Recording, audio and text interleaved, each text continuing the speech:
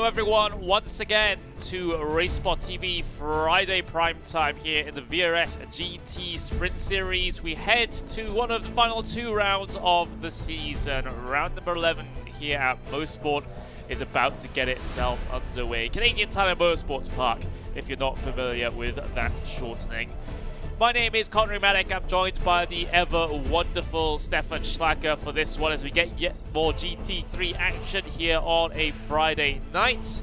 And well, after a bit of a bombastic race at Bathurst last time out, we head well, back to basically the other side of the world here in Canada to get ourselves the penultimate round underway, Stefan. And well, it's been a fantastic season so far. We've only got 2 more races to go, of course.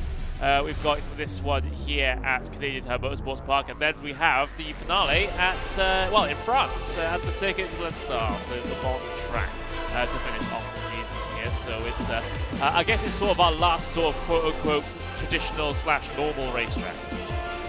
Yeah, very much so. It is extremely traditional motorsport park. So it's not really surprising to see a big spread in the field car make wise here today. We have pretty much every single car make out there today. I think except for the Mercedes, we actually do have every single car make out there on track. So that's going to be very exciting to see who is finally going to come out on top, because there are quite some good names in pretty much all the car brands out there. It does seem to be the case. We'll get into that a little bit later, as you can see the schedule up on screen right now. You can see we're at the very tail end of the season now. This is where push comes to shove for those that are interested in the official side of the championship with the 4 drop weeks and some such. So that's where all that we decided. But we've gone to a good couple of fantastic tracks already so far this season. But let's take a look then, because we've got a good couple of minutes here left in qualifying. And well, you mentioned it. Well, literally just now we have every single manufacturer pretty much represented. There is Johan Silin, who has decided to bring the Ford GT3 to the table. It's very rare we get to see this. Yeah, like they have been every single week that they have entered. Weren't here last week. So there was no Ford, but once again you can see back out, and once again back out in the Ford GT3. Great to see the old horse still going, and you know, it's still going strong. 24th place, that's no small feat for a Ford GT. You all know how underperforming this car is in the series. And by the way, speaking about underperforming, I thought BMWs will be stronger here, but yeah, 13th place, that is nearly the highest BMW out there today as well. Top 5 are all dominated by the Porsche 911. There's Mattia Fugolini coming across the line at 115.7. There's not count, actually. He must have gotten himself an incident or somehow invalid on that particular lap for that to happen. Not many cars, in fact, 1 car still left out there and circulating. That's Anton Periborski there, as in the number 26 BMW, continuing to cycle his way through. We got Danny Giucadella, by the way, famous well, up-and-coming open-wheel driver in the world, of course. And, well, let's see how well he does here today. He's only about 32 thousandths of a second ahead of Bastian Roenberg at the moment, who's in that 2nd place. He's Joni Tankanen, we saw him last week in P3. It's on Derek P4 and Massimiliano Locatello P5 at the moment. So not as, like I said at the start of the broadcast, not as high of a strength of field for this one. But still some very spicy competitors indeed. Just a minute left in qualifying as we watch Pedovoski head his way through and around at the moment. It's just a little bit of a chat about this track, because it's basically just full of medium to high speed corners, this one. It's quite a bit of a roller coaster in terms of the G-forces. Of course, you do have the slow speed section at Moss Corner, which is turn 5A, B and C in the middle of the lap. But everything else is just very wide, sweeping turns, and the S's section towards the end does tighten up a little bit. However, there's a lack of heavy braking zones at this circuit, Stefan, which is sort of its main feature. Yeah, except for Moss, there really isn't a hard braking zone here whatsoever. So that is why I think the Porsche comes in, because it struggles in the medium speed corners where the BMW really is the greatest at. So it is a little bit surprising that BMW isn't faster here. I honestly expected it to be faster because while there is still only Moss, Clayton, and Quebec that kind of play into its arsenal, I thought that it could still make up the time that it loses down the straights, but apparently it isn't. So Porsche being first, a little bit surprising because of the high-speed nature of this track, but still great to see that these guys made it really nicely work. Let's have a look then at your starting grid. It is Daniel Giugadella in P number 1 for this event, to start at least. See if he holds on to that throughout the race. Bastian Bohnberg in P2 with Johnny Taganen starting in P3. John Derrick will start in 4th place today with Massimiliano Locatello in 5th place. Marcin Gadinsky in P6 to start this one. Tuan Tran starting in 7th with Sam Holt in P8. Francesco Lubinu there in P9 with Alex Conde starting in 10th. Michael Gray in P11 with Adam Kotarski in P12. Mattia Fugolini will start in P13 here today, and as well our wonderful resident Ford GT driver Yanji Lin starting in 14th place. So solidly mid-pack here today for the Ford GT. Christian Seitz in P15 with Aurelien Vercher starting in 16th with 17th on the spot in the starting grid going to Chris Ferragonio. You've got Sven Enthoven there in P18. And getting down towards P20, you've got Niels Bukage there in P19, excuse me. We've got Rafael Kazajic in P20, Felix Brandsetter in P21 with Marek Studinka in P22, Zevi Pla in P23 with Daniel Langerherman there in P24. You'll probably correct me on that one, Stefan. As P25 will go to Anton Pavlovsky. We've got Kamil Grezik there in P26, and Bruno Lamb will start in the final and 27th starting spot here on today's grid. We will get ourselves a full pace lap, however, so it does give us a little bit more time to talk and just try to prepare for the race to come. Of course, penultimate race here in the VRS GT Sprint Series, of course, and you already mentioned, Stefan, that it is a whole bunch of Porsches at the very front of the field. P1 through 4, in fact, before you see a Ferrari in P5 and then a pair of BMWs P6 and 7. So let's see how these Porsches are able to hold on to this, because they're, it's, like I said, it's majority Porsches at the very front of the field, and then you got a few sort of towards the mid-pack and then one at the very back. So it's so we'll get to see how these guys do at the very front. Do you expect to see the Ferraris and the BMWs have a little bit better race pace? Yeah, since we only see so few Porsches out there today, kind of makes me wonder if, yes, it is the fastest car out there, but not the most stable one. That would kind of make sense with how I experienced the Porsche myself.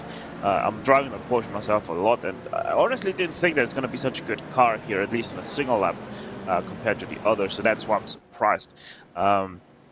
But it also kind of makes sense. Obviously, in the faster hands, it is a little bit better to drive. So Daniel Giugadella, obviously, a little bit faster than myself, with himself being a ex-DTM driver.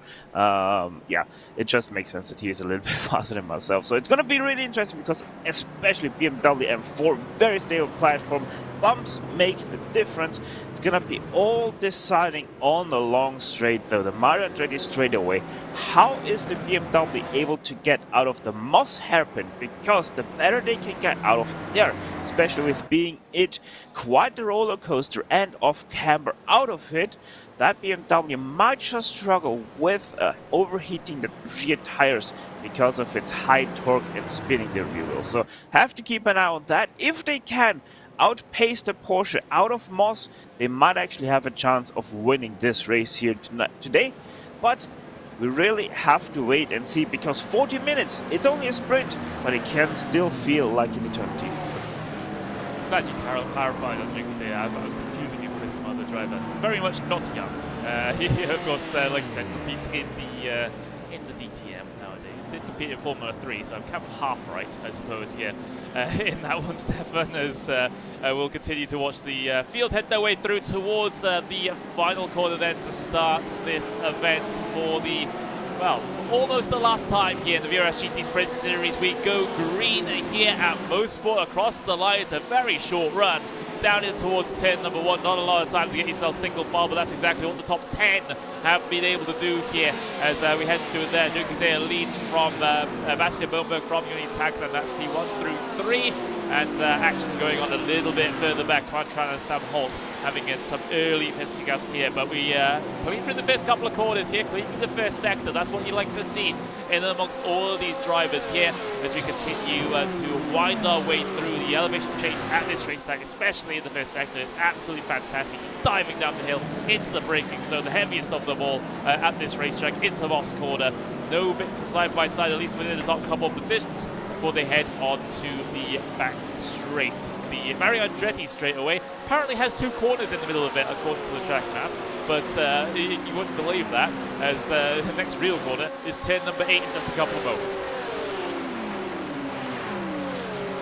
And it is exactly what I thought will happen here. BMWs are just struggling out of Moss Corner, and even Massimo Locatello in that Ferrari 488 Evo 2 was struggling out of Moss for the first time. Just those Porsches really strong out of slow corners, and that's why they're pulling away right now a little bit. But they have to be careful. That Ferrari, it still can be quite a danger, even though they have a buffer of 4 Porsches up ahead. So gonna be continuing to increasingly worry these guys if Locatello can stay close to them. And so there is Locatello. You see the Ferrari behind the 4 Porsches coming through on this second lap here, down the hill once again. Very tricky to try and get yourself alongside. Despite the heavy braking zone into there, it's very, very tricky piece of track to negotiate. Well, single file, let alone trying to get yourself double file. But 40-minute event, remember, we have our 1 scheduled stop in this event as well. Usually, like these drivers like to push out that first stint as much as possible to then have the sort of splash and dash for the very end of the race. But given some sets of circumstances, some drivers might decide to come down in earlier in case they're maybe getting a little bit stuck behind traffic and they can leapfrog in the pit stops instead. So we'll talk about more about that when we get to it. But we've had a very, very clean first couple of laps here. We've had one instant, I think, Adam Podobiski and Xavi Plaz. Xavi Plaz on the pit lane for some reason. There he is, down to the safety of his pit box. Not sure exactly what happened to the driver number 16, but 25. Well, 26 of the 27 cars that took the start are indeed still running. Podobiski actually had a drive-through penalty for some reason, it seems, with 12 seconds on the lane now. Unless he started from pit lane. Not entirely sure there, Stefan, but either way, good to see this rate of attrition early on in this. Yeah, it most definitely seems like there was something happening through the SSS. There's quite a few skid marks there. So most definitely something we have missed in the back end of the field. But yeah, either way, apart from these two having a scramble, it all seemed to have gone nearly picture perfect for all of these drivers that we have a little bit of a side by side. Maybe no, not at all. And you know, it's starting to be a little bit of a split already here between second and third. Joni Tarkonen just not able to go the pace of Boneberg and Roncadella. Yeah, so you see the number 1 and the number 3 Porsche pull away at the very front of the field here. Another fastest lap being set by Bastian Bohnberg. That's a 1:53.92. That is quite a bit faster than what Tarkonen, Derek and Locatello are able to manage in their particular train. So the front 2 guys, like you said, doing a very, very good job trying to get that gap to the drivers behind. It might end up being, at the end of this race, just a matter of Ducadella versus Bohnberg. Bohnberg in the better position right now, despite not being in the race lead. That's because he can sit up behind Ducadella and get a lot of fuel saving off him and get that shorter stop in the middle of the race. But and we've seen many drivers win from that position before, from second place in that first stint. They've gone on and got that faster stop and come out with a good second or so of an advantage. So we might be seeing the same thing again here, although don't count out Ducadella out of anything, I suppose. DTM prowess, of course.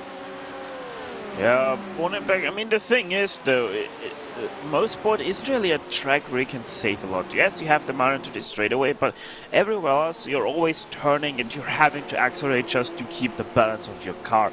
Because obviously being off throttle in a corner never is a good idea unless you're braking, of course. But having your weight right in the middle of the car is never a good idea while you're turning in a high-speed corner off cambered or even downhill, like we have here at Clayton.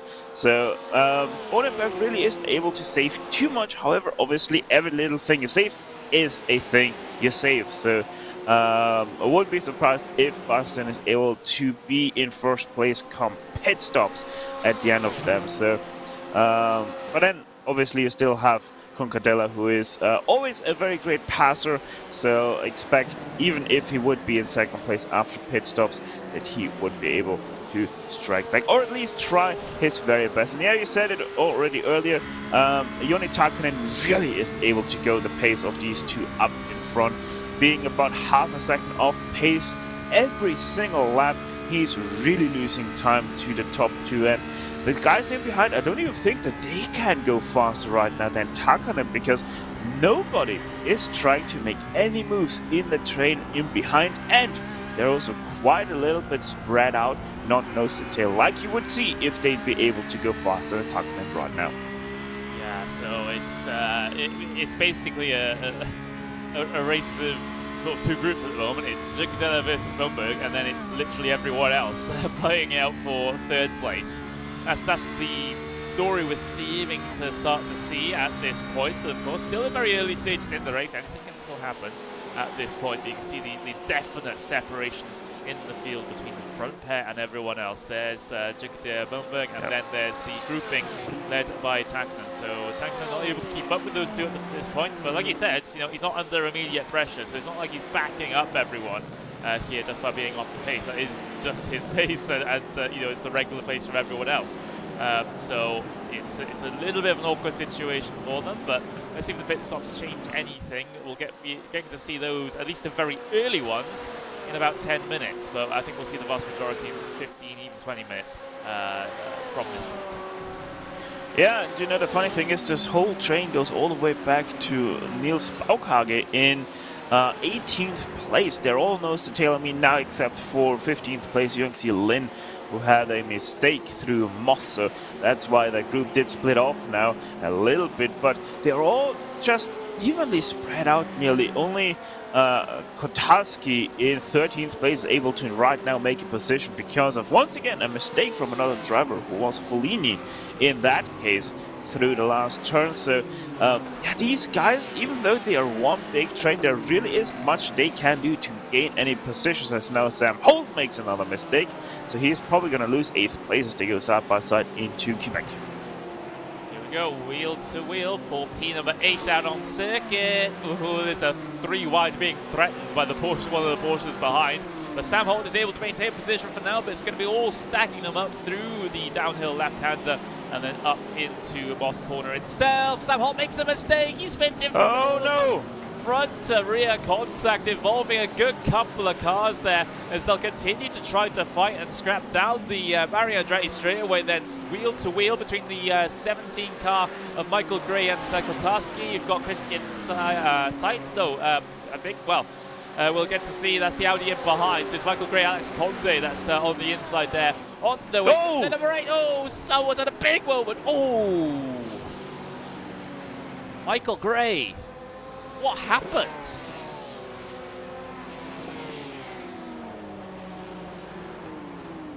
I'm in a state of confusion there, Stefan. Yeah, very weird. He just continued straight down, flat out. I wonder if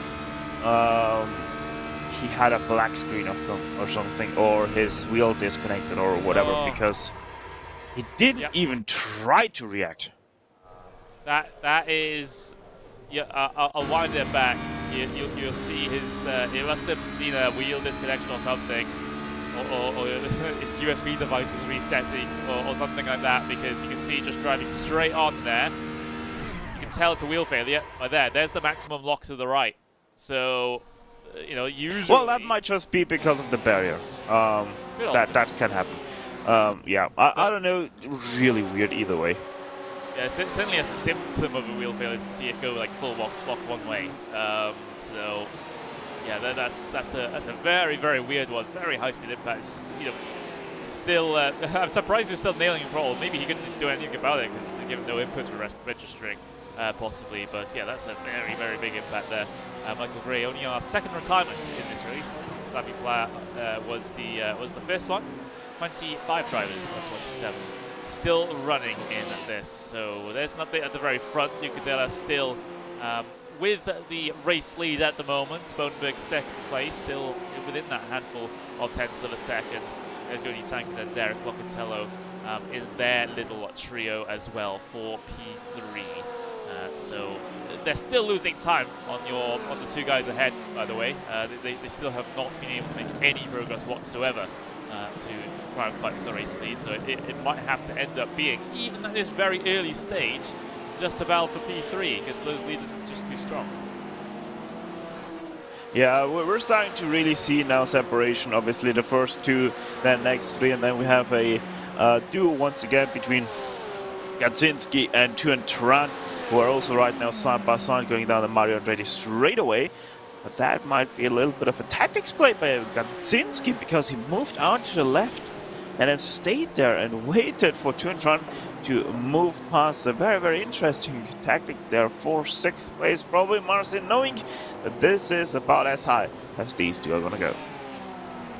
Yeah, Gadzinski possibly just sort of realizing that, well, Tran is quite a bit faster than me, and in fact slowing myself down by battling with him side by side, so might as well just let him through. Try and follow with this tracks, try and learn something, maybe, about how to drive here at Mosport, and well, that might be the situation there for the number 15 BMW. There they are in the all black livery and very red wheels on that number 15 car. It's 28 minutes left to go here in this one. There's Junkadilla and Bastian Bohnberg. They've been sort of all on their own at the very front of the field. They're almost getting up towards 3 seconds ahead of P3 at the moment. So those guys going along well. Gadzinski got back past Tran there, by the way, down into Moss Corner. Now what's going to happen here down the back straight? Because here comes Tuan Tran back down the driver's right-hand side here. Might be able to get this pass done before, or rather on the brakes into turn 8. We'll just have to wait and see. He's got an overlap, he's got the position done, and Gadzinski can do nothing about it. So that was a little interesting sequence there coming out of Moss Corner. Yeah, Tuan Tran made a big mistake into Moss Corner. That's why he had to retire the position again to Gadzinski. But obviously Gadzinski is staying behind, wanting to save fuel, and probably also knowing that this fight for 6th place won't stay for too much longer just between those two, because from behind Francesco Lubino, he is much faster than these two fighting for 6th place. He's catching at a rate of about 1/10 lap. So the Italian probably only going to be 2-3 more laps out until he has caught the battle pack for 6th. It's going like a rocket at the moment. Let's take a look at the positions gained since the very start of the event. You can see the top 5 cars are exactly as they started. They have not moved a single position. Tuan Tran up 1 position, of course. Gadzinski down that 1 position. Lubino up 1 position. Kondi up 1 position. Kotarski up 2 positions. Not all that many big movers in this race. You see Holt there dropping 5 positions. Seitz up 3 positions. So it seems like with that very clean start, there hasn't really been all that much opportunity for cars further down the field to try and get themselves some free positions, which is why you're not seeing, well, very big movers, shall we say, so far in this one. So that's the story there. But this race bubbling along quite nicely at this stage. You can see that Junkadilla has the still having that 3/10 of a second, or rather 2 to 3/10 of a second advantage at the very front. Slow car coming off of pit lane there. It might be Xavi Pla. It is Xavi Pla as he's just about rejoining the circuit.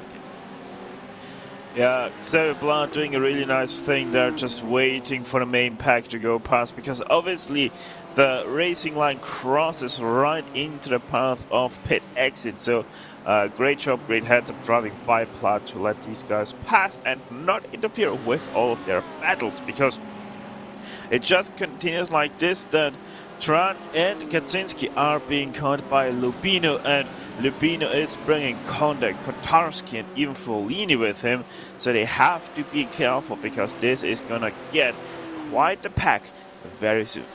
Quite a train of cars as well, so it's you saw them all lining up down the back straight there. I did see Lubino had a tiny bit of damage to the front left, I believe it was. Yeah, it's just very slightly pushed in.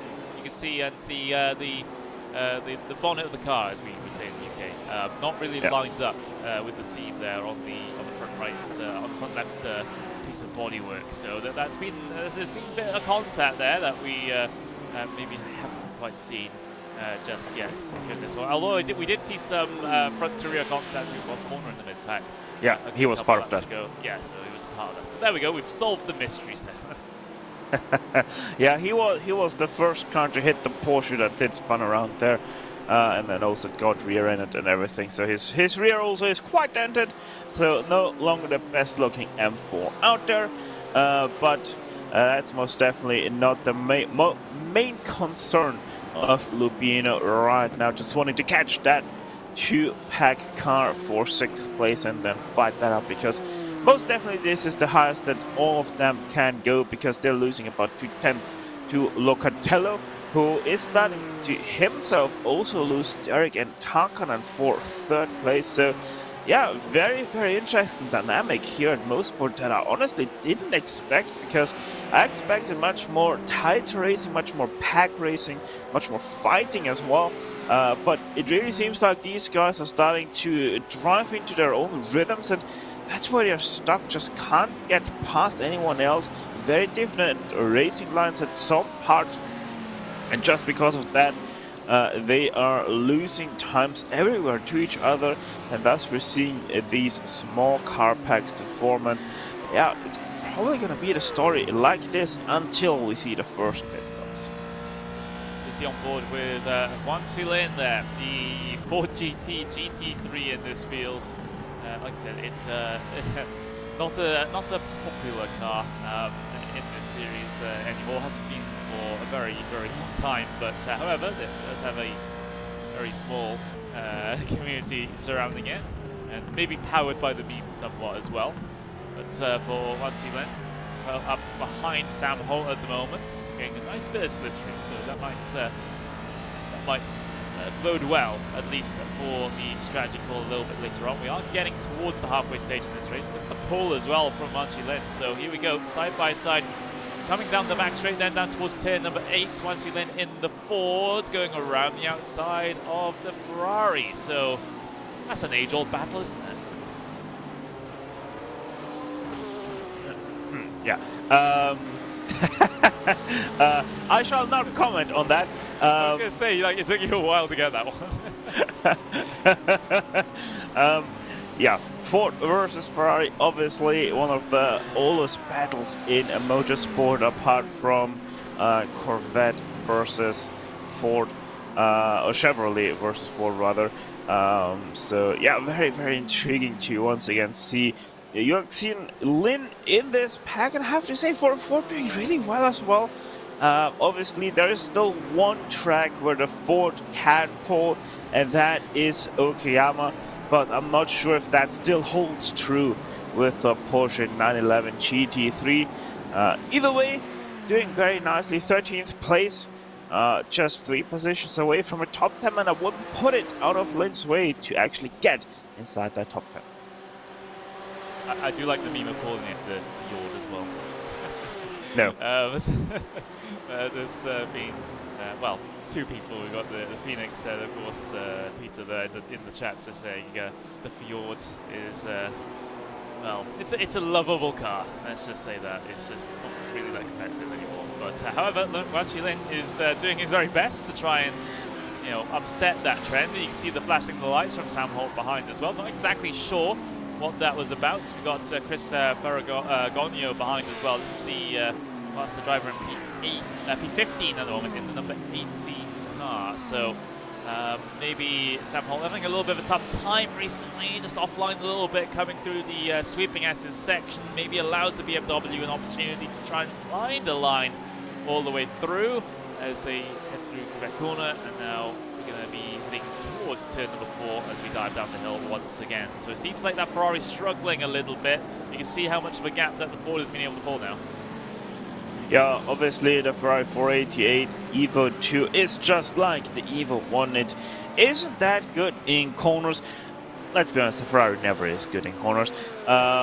So it is just that one fast car down a straight line. It's also very good out of slow corners, not as good as the Ford though, and that's why it just continues to lose around here. Because, well, that's the one point that you need. You need to be fast out of one corner, and you need to be fast through the others. That straight away really doesn't matter all too much for lap time. And so that Ferrari is struggling, but still holding along quite nicely. Top 15 right now. That's kind of where I expected that 488 to be situated. The real car's led by the fleet car. There we go. That's all I'll say about that one. But by the way, we've had a change for the race lead. What's happened to Junqueira? What has happened to Junqueira? He's down in 5th place. Hasn't come down in. Oh, he had a spin through Quebec. Let's take a look. Your race leader. Let's see. Through the left. He's coming up to Quebec corner now. Let's see how he swings it in. He's fine on the entry. Oh, exits a bit wide. Oh no, 2 tyres in the dirt. Noses it into the barrier. Falls down to P5. That is not great for Junqueira there. Leading the race, not really that much pressure on him, but just tracks out too wide through correct corner. And well, we know what happens when you get 2 tyres into the grass sometimes on iRacing. It's not a thing that you would want to do willingly. Yeah, the Spaniard just ever so slightly dropping the wheel on the grass, and that's all she needed. Spins it around, nowhere of catching that one. High speed. Thankfully not too hard of an impact, so Junqueira might still be good. I mean, quite honestly, he's still situated in 5th place after all of that. So with Daniel's speed, there might even still be a top 3 on hand if the damage isn't too severe to his top speed. Here's the view of Bastian Bohnberg. He has, well, the best seat in the house to see this, seeing it go very wide. Ooh, he just has to tap on the brakes a little bit, make sure that he has the gap on the left-hand side, and make sure that develops so he was able to squeeze through on that one. It does mean though that he, and no, he alone, has a over 3-second advantage back to Joni Tanken at the moment. So in that entire spin, Junqueira lost about 7 seconds. That's what we're seeing. There he is, heading his way across the line now. So with Junqueira's pace, though, I wouldn't be surprised if he was able to lock onto the back of Locatello, then Derek and Tanken, then maybe even P2 still within the realms of possibility here for the number 1 Porsche. Yeah, well, the problem is that while these guys are still faster, that means Junqueira and Bohnberg, they're only faster now by 0.2, so their early pace advantage much dropped away. And so if he's going to be able to get to the pack for 2nd place by the time the pit stops come around, which is just 6 minutes out until they really have to drive into pit lane, he will be struggling to get into 2nd place, because it seems like also that his top speed advantage has gone away a little bit now, with him not being that fast anymore. Still being faster, but only by a few kph. So Junqueira might be struggling now to get past these guys and get into 3rd place, but one podium pass. Junqueira then, well, he did a 1:16.0 that last time. That was still 0.4 of a second, or well, 3.5 of a second faster than Locatello down the road. Across the line once again, it's a 1:16.233. That's just over 1/10 of a second faster than what Locatello's time was. Meanwhile, Bastian Bohnberg in the race lead.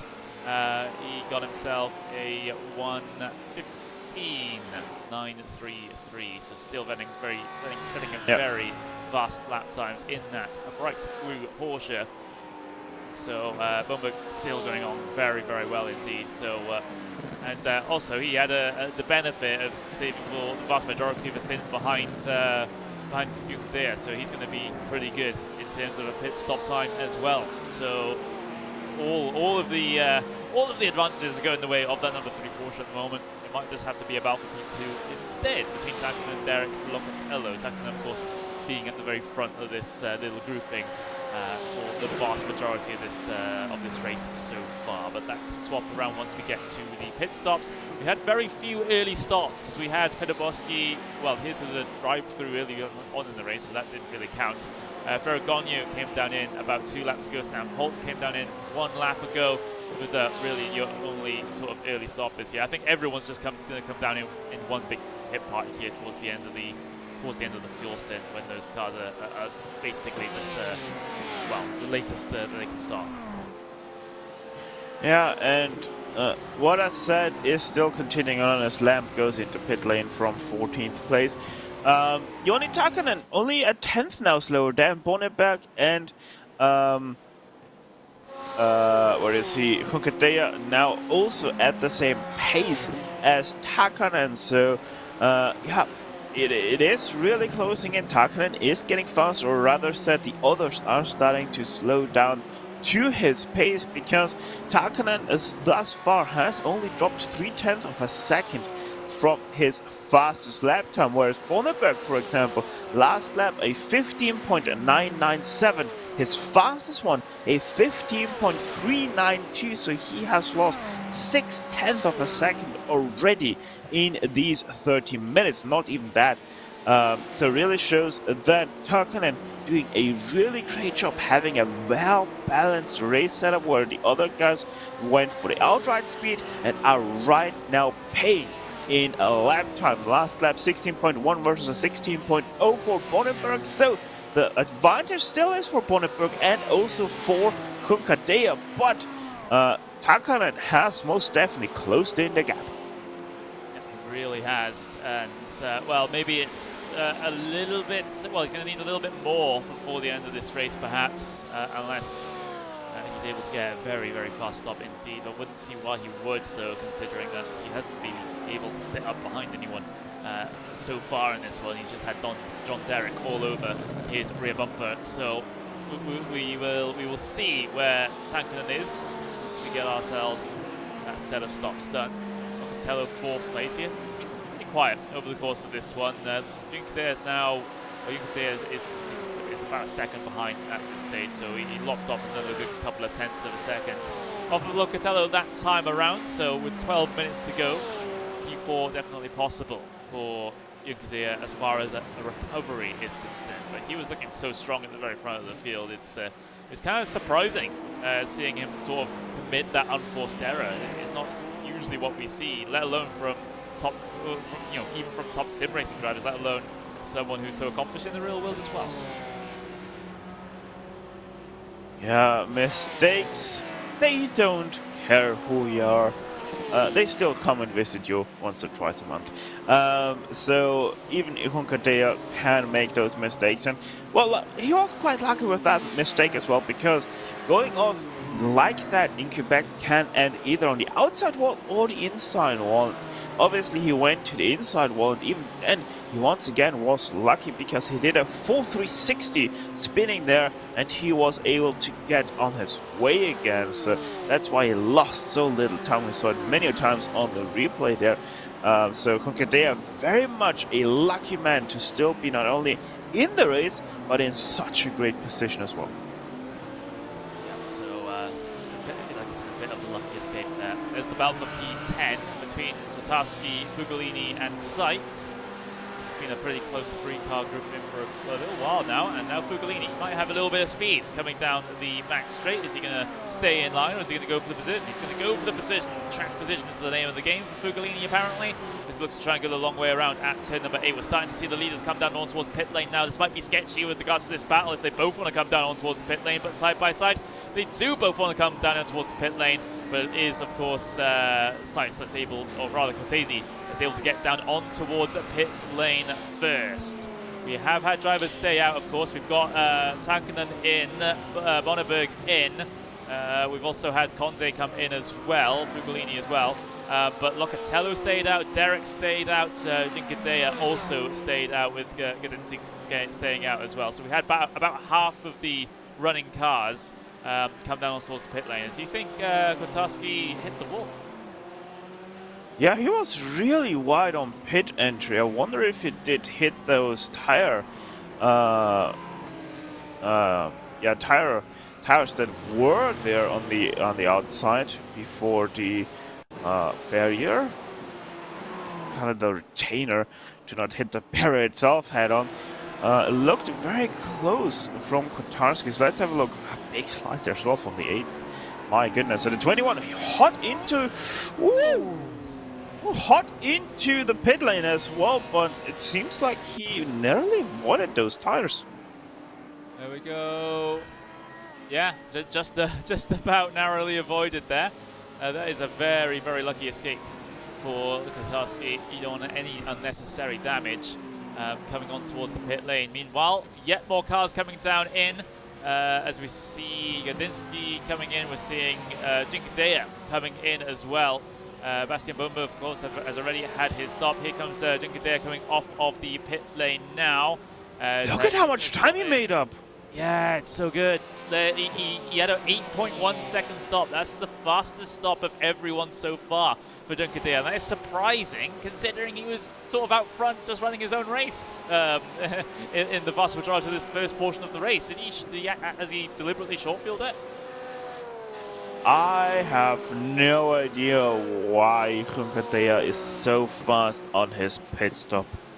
That makes no sense to me. At all. Yeah, because he put it on there. There we go, 8.1 second stop.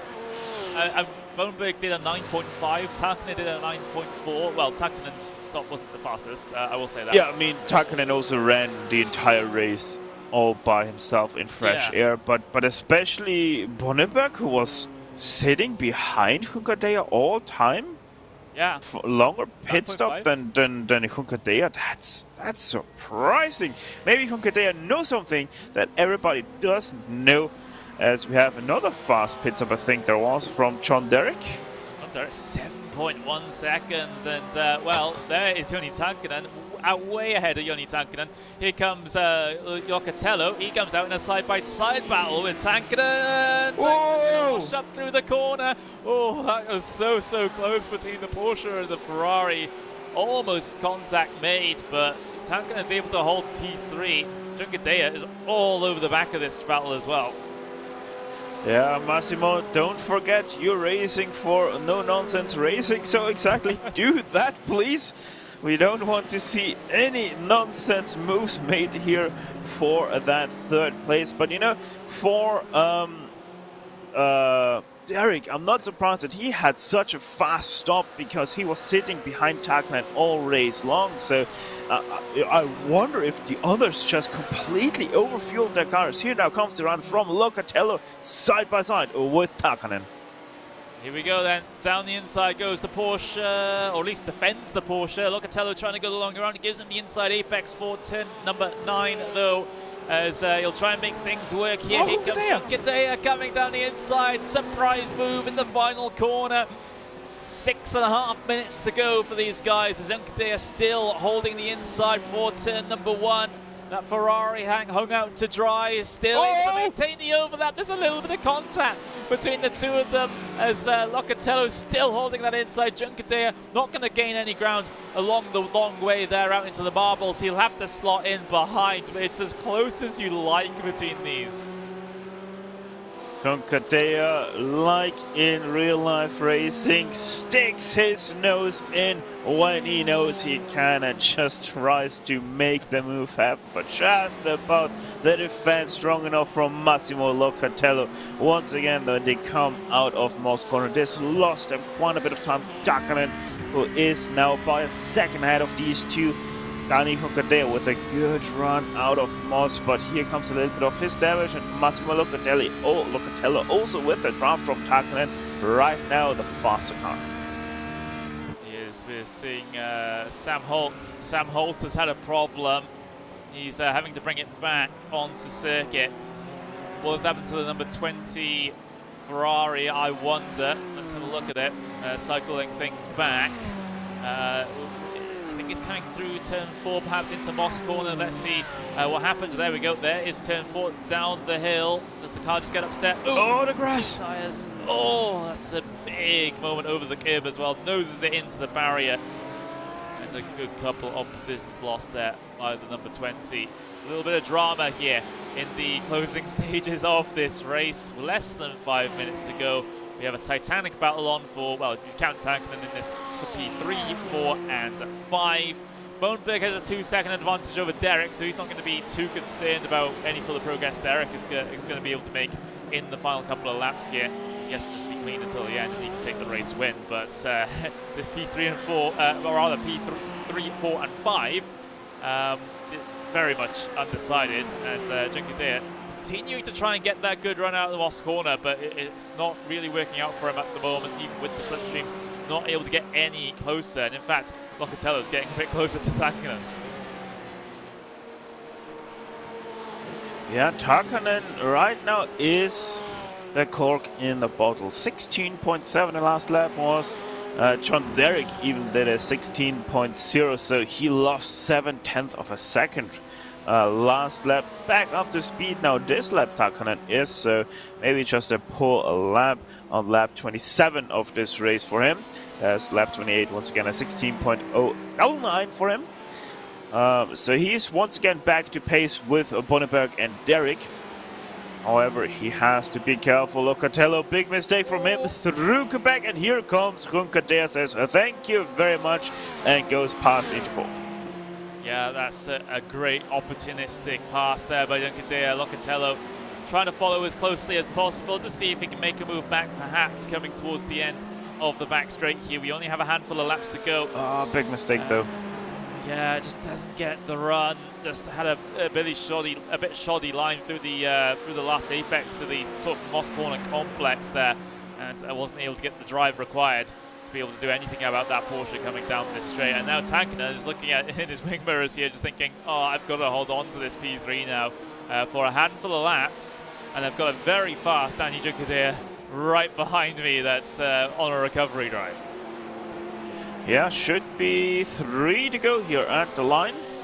So 3 laps against Danny Junkadea. I think there are much more easier tasks out there on a racetrack than having to fend off Junkadea. Oh, he is trying as well.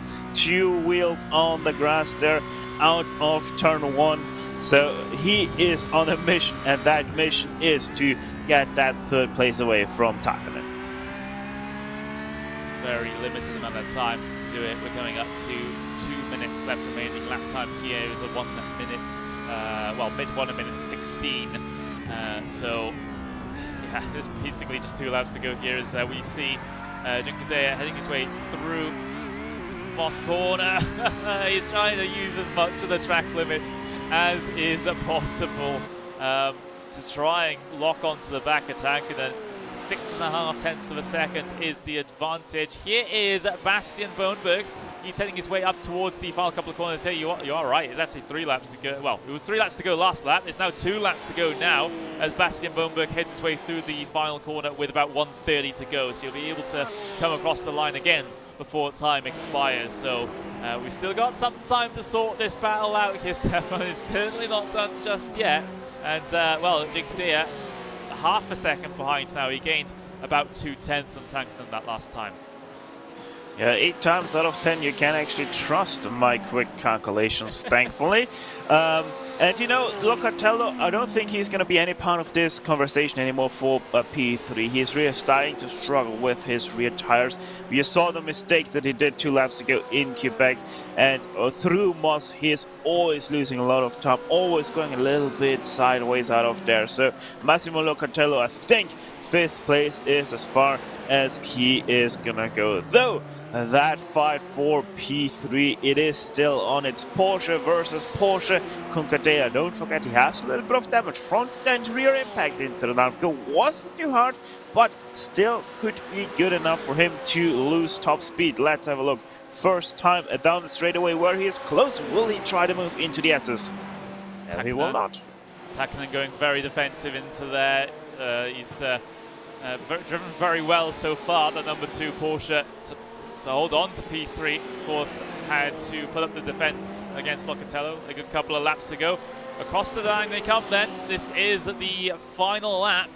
Bastian Bodenberg out front has had not a lot of trouble, at least in the second half of this stint. There's a car, smoking car off potentially. Didn't see who that was. Must be lap down car or something. But here we go then. Junqueira then all over the back of Tankinen, looking to swing out wide. Coming up through Quebec corner, excuse me. Trying to get an overlap on the way down the hill in towards Moss corner. Junqueira still trying to look for that inside. Not going to be available into Moss corner itself as we head through these apexes now, looking to try and get that power down. Coming up towards the back straight now. Junqueira does have a pretty good run. He's pretty close to sort of suck up in the slipstream as well.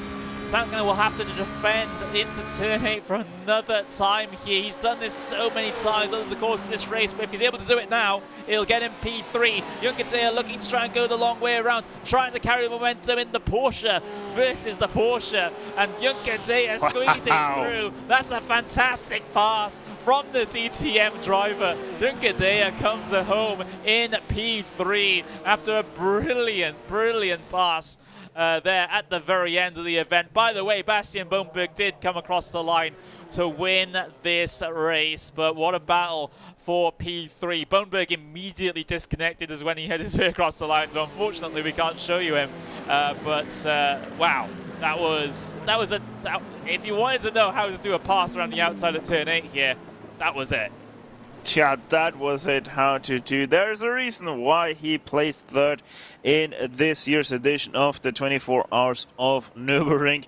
Daniel Junqueira showing why he knows how to drive real race cars.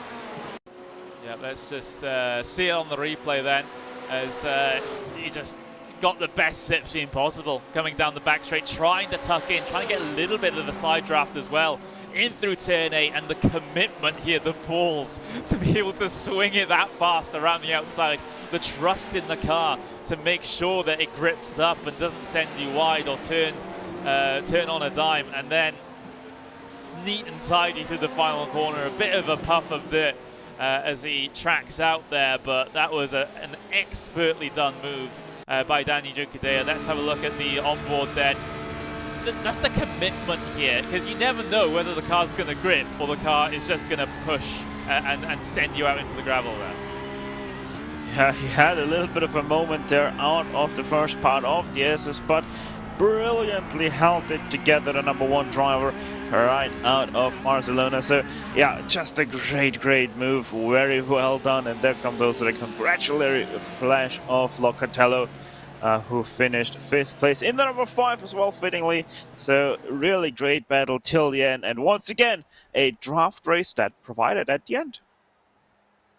It did seem to be the case, didn't it? As we'll get to see ourselves our official race results then from the penultimate round of the VRS GT Sprint Series here at Mosport. Bastian Bodenberg wins by 2 seconds over John Derrick, with Dani Junqueira in P3 with a fantastic pass over Tankinen at the end to get that done. That was awesome, as Tankinen does come across the line in P4. Locatello P5 with Gadinsky P6, Tran in 7th with Lubino in 8th, Conde 9th, and Fugolini rounding out the top 10 cars. Bruno Lamb in P11 with Wansi Lin in P12. That's P12 for the Ford GT. Not bad going, I'll say that. It's especially only 25 seconds behind race leader. Christian Seitz in P13 with Aurelien Verscher in P14. Chris Faragonio in P15 with Rafael Kurczak in P16. Niels Baukage there in P17. Daniel Lange-Hermann in P18 with Sam Holt in P19. Felix Bansetter in P20. Then we'll get to see at the very back of the grids, as far as the last cars on the leading lap, that is Anton Piwoski, Max Staninkia, and Adam Kotarski running out the lead lap cars down to P23. Then we got Sven Einthoven, excuse me, 1 lap down. Kamil Grzik also 1 lap down, and then well, not really 2 retirements. Avipad did come back to the race, so he's 26. Our only retirement, Michael Gray P27.